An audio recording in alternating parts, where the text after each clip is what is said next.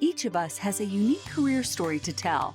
For some, these fly high like rocket launches. For others, they're more like the game of chutes and ladders, with advances and setbacks along the way. Either way, we learn countless lessons from these experiences. And that's what we put into the spotlight here at Career Sessions Career Lessons. Join discussions featuring a variety of guests sharing their stories of ups and downs, as well as the secrets of their success and what drives them to continue moving forward. We break down the tools and resources that will help you establish your dream career and realize your professional goals.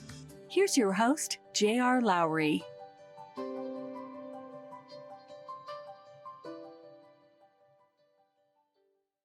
Hi, I'm J.R. Lowry, and this is Career Sessions Career Lessons, which is brought to you by Pathwise.io. Pathwise is dedicated to helping you be the best professional you can be, providing a mix of career and leadership coaching, courses, content, and community. Basic membership is free, so visit Pathwise and join today. Today, my guest is Robin Waite. Robin is an author, public speaker, and business coach. He is the founder of Fearless Business, which features a 12-week accelerator program, and CourseApp, which is aimed at helping coaches, consultants, and trainers scale their learning curricula. Prior to starting these two businesses, Robin ran a creative agency called the Coconut Group, which he sold in 2016. He is the author of 5 books, including Take Your Shot, which we'll cover in today's discussion, and he and his family live in the Cotswolds in England. Robin, welcome. Thanks for joining me today. I appreciate having the opportunity to catch up with you. It's a pleasure. Thank you for inviting me on the show. Absolutely. So you're a business coach. So describe what you do specifically and the kinds of companies that you work with. Yeah, so there's a distinction to be made between sort of coaching and mentoring. So I like to start with that first, and then people will get a flavor for the sort of coach that I am. But so there's a train of thought that coaches ask sort of meaningful questions and then draw out of the person that they're coaching, all of their deepest desires and goals that are inside them. And then you've also obviously got the mentor on the other hand who has the experience, and their client comes to the mentor and asks them questions, and they kind of say, well, just do this and then that will work for you. Right. I'm a hybrid between the two. So sometimes clients just kind of want to move a little bit faster. They want the blueprint. They want to know, stop making the mistakes. They just want to crack on. So I flip-flop between coach and mentor a lot of the time. The clients which we typically tend to work with at Fearless Business, they are small one-person businesses, grassroots sort of service client businesses, normally coaches, consultants, or freelancers. And occasionally I get business owners who see me doing great work with that ideal client and they say, oh, that's interesting. Do you think that would work for me? So bizarrely, I also have clients who are, they run accounting practices. I've got some clients who run dog grooming and dog training businesses and just several other sort of random businesses. But I always take it on the balance of probability. Can I help them or not? With the core sort of topics that I help people with. And then we decide whether it's a good fit or not. And then to sort of round the circle in terms of kind of what I help clients with primarily, it's because they're all service client businesses. Many of them fall into that trap of hourly rate charging. So my job, and it might be something which we go on to just discuss a little bit later on today, but my job is to help them package up their service into something which is based more so not on what they do and the time that it takes, but more so on the results they deliver for their clients. Help them to articulate the value around that new product which we've created. And typically what that means is we can double or triple or even more sort of increase their prices, so they can effectively then not have to take on quite so many clients. They can have a much more sort of fulfilling business, which gives them a bit more time freedom, so they can, just take their time with delivering to those clients, but focus very heavily on results. How'd you get into this? Well, I ran a marketing agency, so for 12 years. So from 2004 to 2016, I was building websites, doing branding for small local businesses. We grew it to a modest sort of size. So we didn't quite get to $250,000 revenue, but we weren't far off. And I had a small team of slightly dysfunctional employees. There was, it's good fun. It was like, it was exciting. It was small. We had some great customers, but it got to a point in 2016 where I was just, my family started to grow. So our first baby, Poppy, was born in 2014, and then Soph was going to arrive in 2016. And I just had this epiphany that I was spending all of these hours at the agency and not really focusing as heavily as I would have liked to on my family. So one day I just decided I was going to close the agency. We could go into that in more detail because there is a backstory to that. But I went back to my wife, who's sort of 8 months pregnant at this point. Like, darling, I got some good news and bad news. I decided what I'm going to do in my future. We're going to spend some more time together. That's the good news. But the bad news is I'm closing my agency on Monday. So I shut it down. And then I actually got an offer. Somebody came in and wanted to buy it. So they wanted to buy some of the IP that we'd created in the business. They looked at our client base favorably, and we had some good sort of recurring revenue coming through. So it was a nice little business which I'd created. So I got a good offer. And during that time, that sort of intermediary period of enjoying paternity leave with now my family of 4, and sort of trying to take a step back from life for a little while, people got wind of the fact that I'd built and sold this agency, and I got approached by several creative agencies and freelance, said, "Oh, that's really cool. Could you teach us how to do that?" And I started just informally mentoring. I had no intention really of kind of setting up a coaching practice originally. And one day my life coach, as I was trying to figure some of this sort of, my next steps in my journey, my career out, he just said, "Oh, have you ever heard of business coaching? You'd make a really brilliant coach." I was like, my first instinct was like, because I'd heard about the coaching industry, right? And there is a dark side to the coaching industry, so I was a bit hesitant. And then it's like anything, you kind of, like a new shirt, you try it on for size. So I became Robin Waite, the business coach, for a while, and tried it on and started getting some clients because they found me on, I built my website for the coaching practice and things like that. And I started to get, pick up more clients more frequently. Started to get speaking engagements and all sorts of things like that. And then probably about a year into it, I was like, no, right now I'm going to take this thing seriously. So yeah, there was an evolution and a journey and a bit of a jolt there along the way as well, JR. I mean, apart from just managing time better, what are the common themes that the small business owners that you work with are wrestling with? Yeah, so time is always, when you're a one-person business, time is always against you because you're constantly changing hats. You're an accountant, you're a marketeer, you're a salesperson. You're also it's remarkable, right? You end up spending only 20% of the time doing the thing you love, the reason why you set up your business in the first place, right? And then 80% doing all this other stuff that you were like, hang on a minute, that's not why I did this. This isn't what I wanted to do. So time is a big one, but a lack of time is more of a symptom than it is necessarily the cause, the underlying problem. So one of the most common mistakes that I see business owners in small businesses making, I touched on it earlier on, was the time for money trap. So they think that what they've got to do is they've got to sell hours of their time. And the more hours that they sell, then the more successful they are. But if you actually think about it, hourly rates and having to sell more hours is driven by ego, right? It's to put food on my table and pay my bills and my mortgage.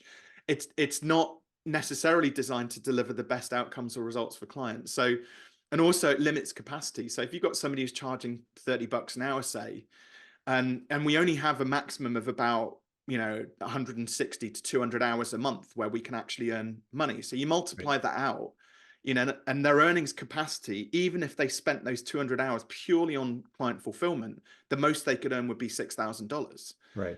So I dive straight in and I'm like, cool, what are your financial goals? Where would you love to see this business going? Short term, mid-term, long term. And they might say, well, $10,000 would be nice. And I look at it and I go, well, you can't do that unless you're willing to do another 33.33% of hours on top of what you're currently doing. You can't do that. So that's our first clue that hourly rates are potentially sort of the wrong model. Yeah. There's also this notion as well around, like I see a lot of small business owners, especially, well, big businesses as well, just constantly marketing. Like all they do is spend their days on social media and creating shorts and posting on Twitter and pushing out, pumping out all of this content, right? But it's because that's a symptom. The cause is because they're not, their business isn't delivering to them what they need. It's not delivering enough money. So they think the way to solve that is to go and get more clients. To get more clients, we've got to do more marketing. And we end up in what I call it the sales cycle of doom. So sell, deliver, sell, deliver, sell, deliver, sell, deliver, right? And then we get ill, we go on holiday and we stop for a week or two and then big deep breath and then we're back to it, sell, deliver, sell, deliver, sell, deliver. And if you think about it, if you kind of slow that down, and how we slow that down is we increase our prices, and we're not just a little bit, we increase them dramatically. It's like the universe expands, right? Because now we've got a little bit, so we've got more money, a bit more time to deliver a better quality product or service to our end client. which produces better results for them, which then makes you more referable. There's more money on the back end. And so there's this virtuous cycle through having fewer clients, not more, where we're earning more money per client. So our average order value goes up and our customer lifetime value starts to increase. It's a much better, more holistic business. And it's actually a lot more fun, because if we do that intentionally, we do it by design, we get nice little dopamine hits going, oh, I did that. That's how I intended it to be. Oh, it's working like how I meant it to be. When you're in that sales cycle of doom, frenetically like marketing all the time, it's very much like casting a net out and just hoping that we're going to catch some fish. And it's very frustrating. And it just burns so many business owners out. They never set out with the intention of being a marketeer and having that be their thing they do like 8 hours a day. Yeah, certainly I've seen it, in my own experience. I mean, you spend more time worrying about LinkedIn's algorithms, Google's algorithms, how to optimize search engine optimization, all of those things. And, if you're in business, if you're a coach, that's not why you got into the business, was to become an expert in how to maximize value from some tech company algorithm. Well, that's it. And also LinkedIn owns your data as well. So if they decide to change something, you're beholden to that, that particular algorithm. It doesn't matter what platform you're in. There are much smarter ways to sort of market your business. I'll leave it to you, JR, as to which direction you want to take this now, because I have a whole rant about the marketing piece that we can go through. But I want to make sure that you keep me on track and we give value to your audience. Yeah, fair enough. So I know you do part of this as a 12-week program, right? Is that where more of your clients tend to come in, or is it more outside? And what's that 12-week program look like? So I've done something quite different to a lot of coaching programs. So the core part of the program, we do tend to deliver over the course of 12 weeks, but we don't, there's a lot of coaching programs, for example, that once their clients stop paying the money, i.e. they get to the end of a 12-week program, they kick them out. What I've discovered is that, because I used to do it that way, so it'd be 12 weeks in and out as an accelerator. We get great results, like there's no doubt about it. But one of the values that I hold really core, especially in growing something like a coaching practice, is community, the sense of community. And I discovered, when did I make I'm trying to think when I made the change. It was around about lockdown time. I discovered that with clients kind of coming in and out all of the time doing a 12-week program, the community was constantly shifting, and it didn't really have that sense of community feel. So we did something that was like very out there so far as coaching practices are concerned. And we said, once you've graduated your 12 weeks, you actually unlock lifetime access to the program. So it's fixed fee basically for that first part of the accelerator. And then after that, we don't restrict any access either. You get full unfettered access to things like the weekly coaching calls we've got several associate coaches that we allow to do turbo calls with. So they keep access to all of the features.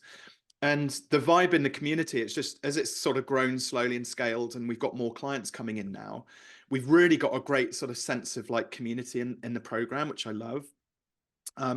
So yes, we got the 12-week accelerator side of things, and clients get great results in there. Typically for a small business owner, they're very agile, so we can get double or treble their income within about 3 to 6 months. And that's the bell curve. There are some which get it faster. There are always some which takes a little bit longer. It's just the way that it is. And I noticed as well that when clients graduate, generally so we have something in the UK called VAT threshold, which is where you start around about that 6-figure sort of threshold. You then have to pay an extra level of tax. You might start to think about taking on your first employee when you hit 100K. The problems start to shift ever so slightly. So I also have like a one-to-one side to the coaching practice as well. So they have to have graduated, grassroots single business owner, multiplied themselves into 2 people and hit that 6-figure mark. And then we can start to sort of go a little bit deeper. And that's really fun because the problems change. So we're now talking sort of HR and accounting problems, so people problems. Their sales processes need to be systemized. So there's a lot more which happens as the business scales. I do like intensive days with the clients and things like that. I've got one client flying in from Germany for 2 days at the end of the month, which I'm super excited about. He's excited about. We're going to cover a whole host of different topics with him, and he's going to go away with a completely different mindset around how he sees his business, which is really exciting. You start this process ultimately with goal setting. And you mentioned earlier, starting with like, what do you want in terms of income potential, but there's more to it than that, obviously, right? Yeah, 100%. So Again, a lot of business owners, when they first start out, they have this great idea, right? All businesses are based on a really exciting and really great idea. And too many business owners, they think, oh, I'll just build the product and then people will come. You know, it'll just work itself out, right? So this is in the very early stages. And it's a bit, you can imagine that's a bit like, oh, I'm just going to get in my car and drive. And you could end up anywhere, right? Especially in like the US. I mean, it's such a vast country. You could end East Coast or West Coast, anywhere, you know, in about a 3,000-mile span. It's just not terribly constructive, right? If you're traveling a distance, which is what you're doing in business, you need to set the sat nav, and you need to have that sort of reverse engineer that pathway to get to that end goal. Right. And a lot of business owners they get in a car and they just kind of wing it. And then they like scratch their heads and go, well, I didn't want to get here. Like, how did I end up getting here? You know, they end up with a whole load of problems and in a completely different place to where they anticipated they would get to. Again, it's much more fun if you can get to the end result and it's done by design. You mentioned earlier, you know, just marketing. I mean, that you can sort of get yourself too into being a marketeer and not really focused on what you're trying to do, maybe more holistically. But there is a lot of what you do that is focused on the sort of classic 4 Ps of marketing, right? Yeah.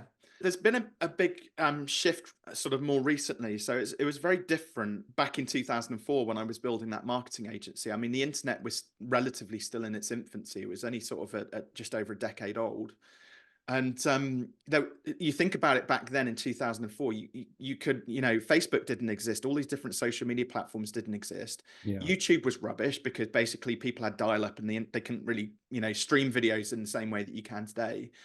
So there were kind of fundamentals to how you marketed your business that existed like pre-internet. I always quote, there's a brilliant book by a guy called Eugene Schwartz called Breakthrough Advertising. It was written in 1967, I think it was. Wow. So, you know, predates into the internet by a good sort of 25 years plus. And in it, he goes into this huge amount of detail about sort of how sophisticated the audience is that you're marketing to. So again, we confuse ourselves these days because we've got access to this global marketplace, you know, world domination at our fingertips, that we can just blast stuff out and then automatically people want to buy it. It doesn't work like that because, one, you've got to make sure that you're marketing in the right place. That's really important. You've got to make sure that your product connects with your audience. You know, there's so many people that I see who are just blasting out their marketing message in just completely the wrong place. Nobody's ever going to buy it. And the product just isn't going to connect with the people. It's just not going to, it's just never going to sell to that audience. And yet they're still scratching their heads going, well, why is that? But it's just this basic like fundamentals around market sophistication, around understanding your client's biggest problems first and foremost, and whether they're aware of those problems, whether they're aware of the various different solutions that they can actually, you know, buy in order to start to fix that problem. But even then, you've still got 3 more stages to get through before somebody's ready to buy, because you've built enough trust with them. So that's where you start to get into, well, are they even aware of your brand? If they picked 5 solutions, are you even on that short list? You know, and then when they come in and sit with you for that first meeting, if you built up enough engagement, you know, with them, with your brand around, and Google talk about this in terms of, I don't know if you've read it, 0 Moments of Truth. It's a really fast, it's a bit boring because it's bloody long, right? But equally, there's a lot of really good stuff in there. But they talk about 7-11-4. So before somebody buys a product or service, online especially, you've got to have engaged with them for 7 hours across 11 different touch points and 4 different locations. So locations is easy because it's online, offline, traditional PR, media, printed stuff, right? Touch points could be a number of different ways. So let's put it in context. Okay, so this might be the first time that somebody's come across Robin Waite. Thanks to JR inviting him onto the podcast. This is the first time I've been introduced to you. So 1 touch point. Hopefully, if they've listened to I'm engaging and they've listened to the whole episode, you know, is it 30 or 40 minutes worth of engagement? You know, and the 7 hours of engagement, when you start to break it down, is the hardest to tick off, right? So we've got podcast touch point, we've got 30 minutes, 40 minutes of engagement. Now, one of the things I like to do is to try and, shameless plug, but I like to give away copies of my book, because I know that if somebody sits down and takes the time to read it, that's 2 or 3 hours worth of engagement across another touch point done, right? And so I have no bones in giving it away as a gift, even though there's a cost associated with that. Somebody might then go and join my Facebook group. They might jump into my email list. They might reach out to me and say, oh, Rob, that chat you had with Joe was really interesting. I'd love to know more. So they might jump on. So you can start to see I'm ticking off the engagement and the touch points and everything slowly, patiently. I'm not in that sales cycle of doom because I'm not desperate for clients. I need clients ultimately because I do have a living to earn as well. But I see 7-11-4 as like deliver as much value as you can, and then a client and the money comes as a byproduct of being able to change somebody's life with no expectation of anything in return. Like the money and the clients happens later, much later. And this is where most business owners now, because of the internet and because of the fact that they see everybody else on social all the time, they think that's how they can get clients. They think that they're very much in this short-term thinking, like scarcity mindset. I need a client, so I'll post on social and that'll get me a client tomorrow. Scratch head, oh, it's not working, so I'll do more of it. It doesn't really make sense. I think business owners, if they were just a little bit more patient, they were more thoughtful about how they actually marketed their business, and there's really cool ways to market your business that doesn't involve social. You just got to be a little bit more patient. Give examples of some of those, because I hear you talk about, like, if I'm a small business, I'm a solopreneur, sole proprietor, I'm not pricing something maybe at a crazy level. I hear 7 hours and 11 different times and 4 different places. I mean, it feels kind of daunting. Yeah, it is. But the best way to put this into context, Simon Sinek, his book, The Infinite Game, kind of talks about this. The book's more so about in terms of like corporate business and leadership, but there are still some fundamentals that we can learn as small business owners as well. So a lot of people in the small business community see business as, like, again, short term. It's wins and losses. Like it's a yes or a no. It's very binary thinking. They don't really consider the long-term consequences to that process of like winning and losing, right? So what I mean by that is they're all about going out and winning sales. Let's go and get clients and leads and prospects and let's win sales, right? But going back to like what Simon Sinek talks about, he's like, think about sports. Yeah, that's designed. There are boundaries there and rules, and that it's designed to have a winner or a loser in it. But the goal in business is to stay in business for as long as you possibly can. It's not to win or lose. Right? It's to stay in business. Not only that, for it to be a sustainable, profitable business. So the second goal in business is to have profit, And I think a lot of business owners forget this. They forget about the long game, the infinite game of wanting to stay in business and designing a business that can either operate without them, that could potentially be sold, or they find it fun to be involved in their business, right? There's so many miserable business owners out there, let's be fair, Yeah. So let's at least have a business that gives us the freedom and flexibility to kind of step into it when we want to, but step out and have a bit of fun and spend some time with our family when we want to. We're talking a little bit earlier about the 4 Ps. One of the things you mentioned earlier that I don't want to let sneak by is this element of dramatically increasing your pricing. I mean, it's probably a contrarian thought for a lot of people to think, I'm struggling to get enough business as it is, and you want me to dramatically increase my pricing. But, talk about how you think about that. Yeah, it's effectively, it's around how you articulate the value of it. So the value proposition. And again, most business owners get trapped selling what they do and not the results and outcomes of what the client gets, basically. The results and outcomes the products deliver. So the other thing as well to remember is that generally when things are more expensive, you actually get a better quality of client.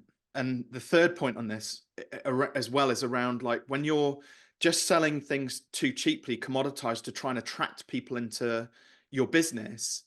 I don't know about you, but like if you walk into a supermarket, right, and Heinz have got a 2-for-1 deal on baked beans, right? It's not the baked beans which drew you into the supermarket in the first place. It's not that offer, that cheap offer, right? Because you probably were in the supermarket in the first place to go and buy your bread and milk, like your essentials, and you walked past the beans aisle and you were like, oh, they got an offer on beans, I'll buy a couple of tins, right? Supermarkets and big businesses have this thing called latent demand. And because they've got this audience already in their shops. Right. So, but small business owners don't have this. They're constantly trying to stimulate that latent demand to get people through.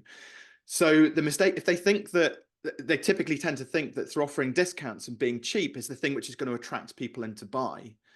But that's not what people are buying. Like I said, we come back to the results and outcomes, how they're going to feel once they've bought the product and got the result which you're actually delivering to them. So an example of this would be, and about knowing your value, is there's lots of coaches out there who will charge 100, 200 bucks an hour, right, to have coaching with them. And I was fortunate enough to work with a very competent divorce coach. She worked with high net worth individuals. And what was interesting was when we started to look at how she was pricing herself, and she was charging sort of $200 a session to the clients she worked with. And it was actually a mismatch between her clients are worth like net worth, like 8 figures, 9 figures, like serious wealth. Right. And if they got divorced, it was going to cost them a significant amount of money, which was still out of kilter with 200 bucks an hour. Right. Right. So it was really fascinating because on the one hand, she was actually a qualified divorce lawyer, but she didn't like that side of it because she retrained as a coach so she could help people stay together, not facilitate them moving apart. Right. So she had both sides of the wheel nailed. And what we did initially was when we started to look at the size of the clients that she was working with and their net worth, we came to the conclusion that actually, well, the average divorce that she was helping her clients through previously cost in the order of $2.5 million. Wow. Right. So what to both parties in legal fees and splitting up the assets and all the various, the taxes that are associated there and various things. So we decided that, well, what would be a fair and reasonable amount for her to charge if she could keep them together, right, as a coach. And we felt 10% was fair. And so she went out, she had far fewer clients, but when they said yes, they were saying yes to a 250K coaching program. Because if it meant that they stayed together, then it saved them significant sums of money. Yeah. And for her goals was a 7-figure coaching practice. So 4 clients a year is all she needed, and she'd work intensively with her clients. Now, if you start to ratchet that back and put it in context of like, are we promoting our products in the right place? So some of the other 4 Ps. If she promoted that 250K coaching package to a newlywed couple at a tenth of the price, 25K, well, they wouldn't buy it. They've got no need to buy it, right? They don't have a problem yet. They've not been married long enough for all of those problems to start to arise and to be even thinking about divorce. So even a tenth of the price, it means that it just was incongruent. And you could do it again. You could go down another $2,500 and you have a single guy in his 20s. Well, he's not going to buy that package either because he's not even married yet, right? He's not even got a partner, or he's just out having fun with his boys, right? So the value is like that value proposition and how you articulate it is a really important part of the process of productizing a service. You flashed your book up a few minutes ago. I don't want to let time go by without giving you a chance to talk about it. It's sort of a fable, if you will, that explains the sort of way that you think about some of these things. You want to describe it? Yeah. So when I decided, right, I'm a business coach now, so this is after selling the agency. Initially, I was just going to focus on web design companies because that's what I'd known best. So I put on this webinar, and I had 50 web design agencies on there. And afterwards, I got my phone rang about literally 5 minutes after I hung up the call, the Zoom. I had this really excited guy on the phone. Hey, Rob, this is brilliant. I loved your webinar. I'd really love for us to work together. And I said, oh, cool. Tell me about your business. And he went, I'm a golf pro. I was like, hold on a second. How did you get onto my webinar for web designers, right? Yeah. Anyway, Russ and I ended up working together, me and this golf pro. He became one of my first official business coaching clients. And we went through, I won't do a complete spoiler alert on the book, but basically it is based on a story of his journey from when we met through to the point where he productized his service. He dramatically increased his prices. How it's told as a story: Russ goes and meets this business coach at the golf course. They exchange services, and he gets coached through the process, essentially my process. So, and I think there's 5 kind of core principles which I go through in the book through that sort of story of Russ and David working together. Around sort of, you mentioned one of them earlier on, the goal setting side of things, how important that is. The productization process, increasing your prices, how you then go about selling it, and customer lifetime value. So they're like five really simple but key principles that business owners need to understand. There is by page 76, there is a bit of artistic license in there, because when I wrote the book way back when, Russ hadn't got to that point where, he was starting to travel and speak and all of those sorts of things. But Right. he has since gone on, actually, since I published it, gone on to do a few of those things as well, which is quite exciting. And he ran his first retreat as well shortly after lockdown. So yeah, it's good fun. I enjoyed writing the book, and actually I love giving it away, because one of the things which is really key to me is around, like, people should have access to like good quality business advice, and they shouldn't have to pay through, I know I'm the pricing guy, but they shouldn't have to, as a starting point, pay through the nose for that. Right. So the best reviews I get from the book is when somebody writes, I read your book, I implement it, and I managed to double my prices. I'm like, brilliant, job done. And the nice thing is, at that point, they don't need me, but they might choose to come and work with me, because I've already helped them sort of transform their business and hopefully their life at that point. Yeah. So how's the reaction? How's it helped your business?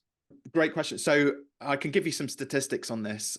So for every 100 books I ship, and I literally, I sign it, I pack it, I print a postage label out, I go down to see Pauline at the post office. I do all of that personally, because it means a lot to me to do that. But for every 100 books I ship, it produces 1.8 clients. Okay.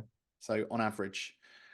It was really interesting. So I did an interview with, there's a popular YouTuber called Ali Abdaal. I don't know if you've come across him, but I did an interview with him, and originally I took he's got a ridiculous following. He's got 5 million subscribers, right? And I knew I was going to be big when I got invited to do that.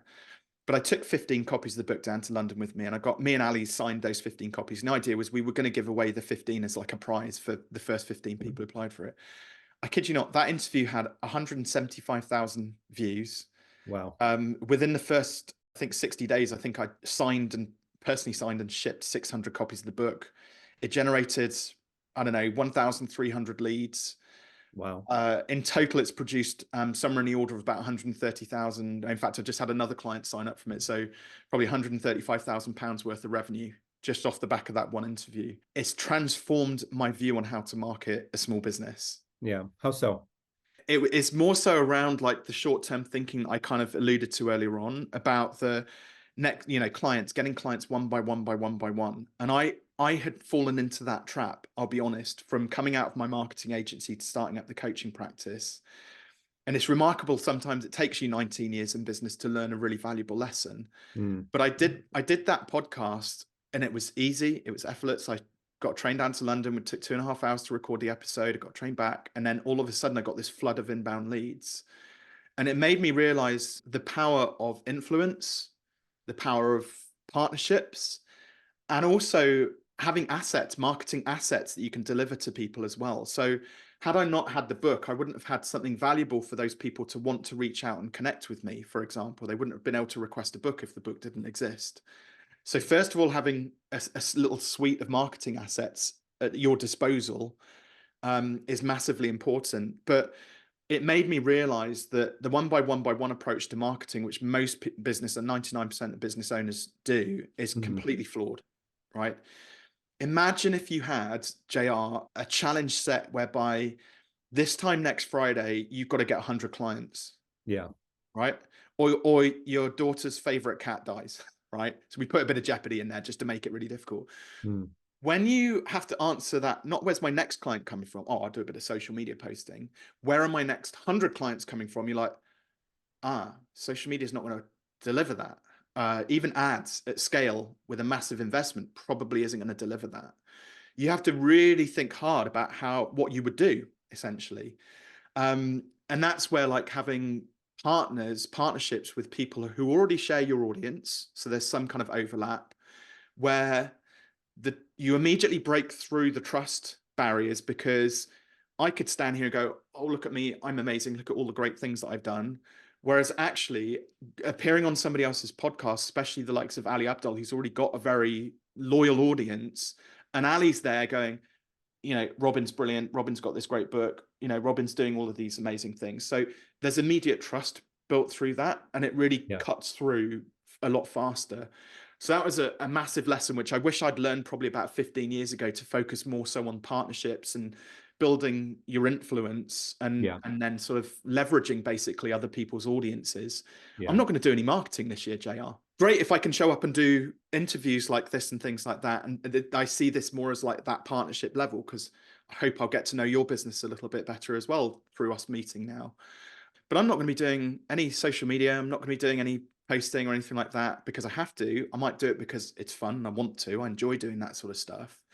But my goal this year is, can I get 2 or 3 more interviews under my belt to that sort of level of value, as well as building up other partnerships sort of around that, and building that sphere of influence. The impact has just been ridiculous. Yeah, I can't promise you 5 million followers or 175,000 views, but I think the point you're getting at, and it kind of goes back to the very beginning of our conversation where you talked about thinking about hours, right? Billing out on an hourly basis, right? I mean, the amount of time that you have as a solopreneur is finite.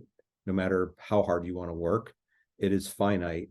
And I think a lot of small business owners, to your point, they think very linearly, right? Yeah. And they aren't thinking about like, how do I build something that's massively scalable, right? And, you know, the difference between doing one-on-one coaching with somebody and running, you know, an online course that theoretically has, you know, infinite potential, right? In terms of how many people could log in and take that course.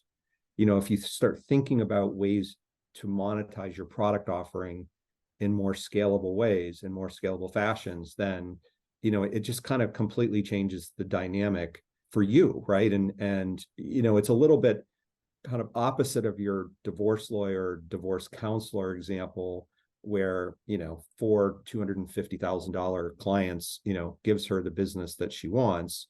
You know, it's kind of going in the other direction of saying like, you know, how do I take something, rather than I deliver it one by one, I deliver it to a mass audience at a time, whether it's my audience or somebody else's audience. And it, you know, I think you can make either of those models work, right? It's a little bit like the old marketing adage of, you know, sort of a mass market product versus, you know, a boutique high-end luxury sort of product. And I think the challenge for a lot of businesses is they get caught in the middle, right? And they aren't really sure which way they want to go.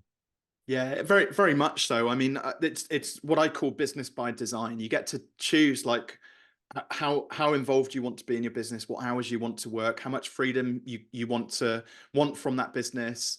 You know, how much does it actually fulfill you? So you get to design all of those things. That's the beauty of when you productize it. So, you know, even the divorce lawyers packages are productized. So it's you know, with her, it's about a 6-month coaching program.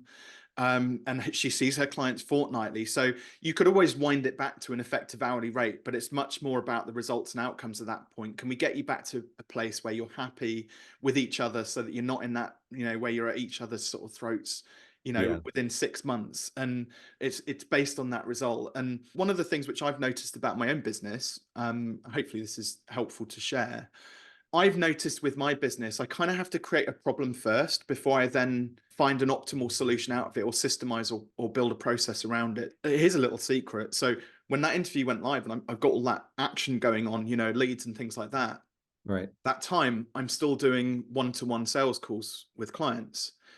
But it did get to a point by December where it's literally, I'm doing like 15 of these calls a week on top of my other coaching responsibilities, my other businesses, where it was like, this is too much. This is like, if I do this for much longer, I'm probably going to hit burnout. I love doing it. That's the problem. I absolutely love having those interactions with people. So my ego kind of kept me trapped in that for a little while. But now we've got through into this new year, I'm kind of now trialing doing sort of group workshops instead. But they're buying a group accelerator. Why should I not be selling as a group on a group call? So having that challenge has forced me to build a better system or process or way of working.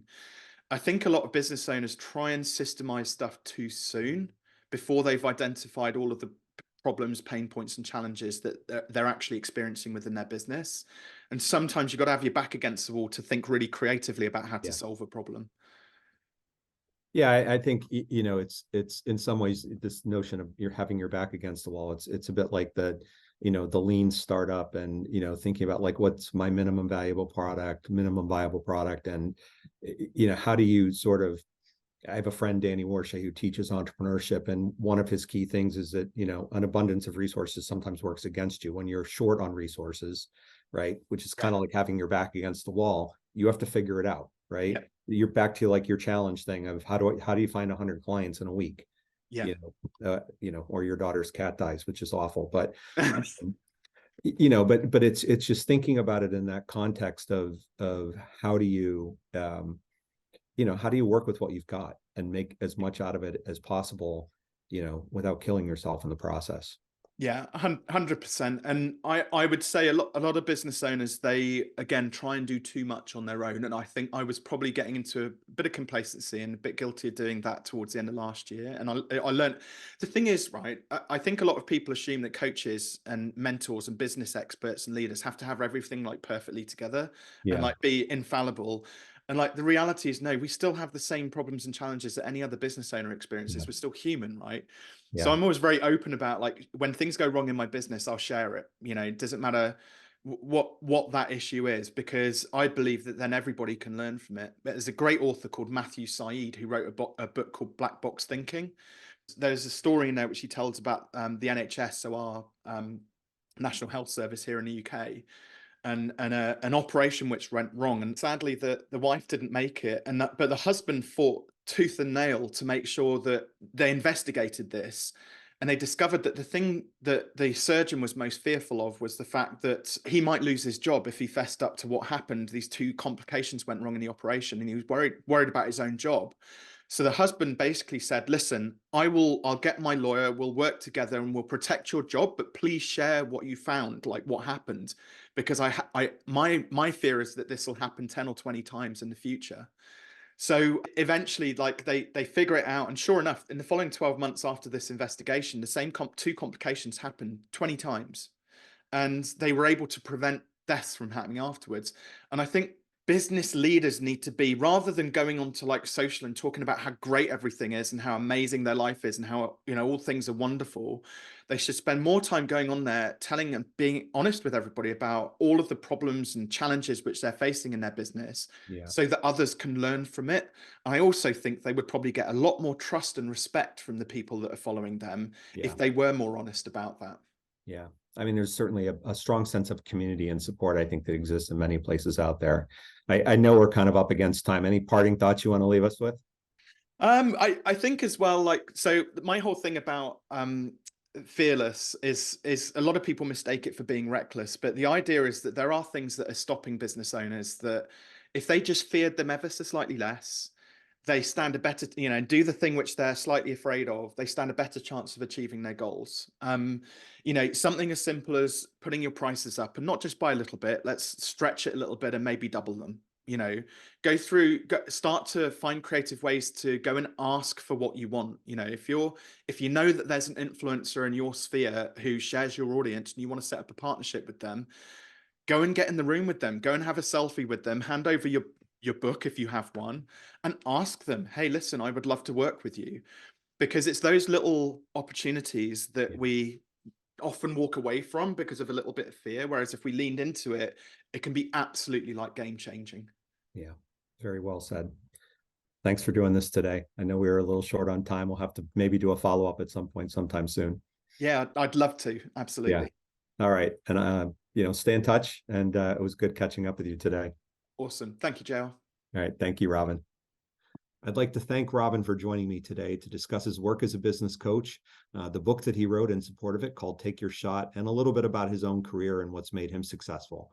If you'd like to make the most of your career, visit pathwise.io and become a member. Basic membership is free. You can also sign up on the website for the Pathwise newsletter and follow us on LinkedIn, Facebook, YouTube, Instagram, and TikTok. Thanks. Have a great day. Thank you for listening to Career Sessions, Career Lessons. We hope the nuggets of wisdom shared today help guide your path to the successful career of your dreams. This podcast series is part of Pathwise.io, which is here to help you live the career you want. We provide a comprehensive mix of career and professional development events, insights, tools, and exercises backed by a group of leading coaches and other career management experts. If you aspire to something more or just something different in your career, Join us at pathwise.io. You can find us on LinkedIn, Facebook, and Twitter. See you again on the next episode.